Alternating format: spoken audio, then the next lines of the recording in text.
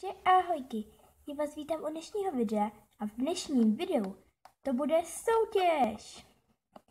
Takže o čem tahle soutěž bude? Bude to o tom, že mi musíte natočit music video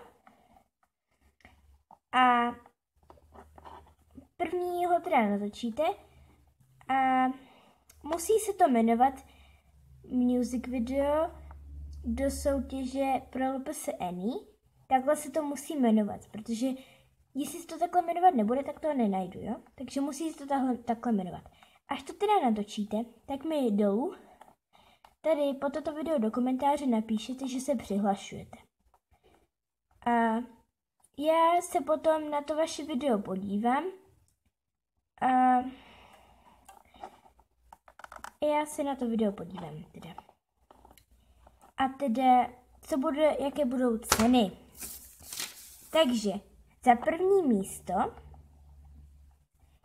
vám dám vám dám 5 lajků, takže 1 like na 5 videí, odběr a dám upoutávku na váš kanál. Jako druhé místo vám dám odběr, udělám upoutávku a dám vám 2 lajky. A za třetí místo vám dám 1 like, odběr a udělám upoutávku.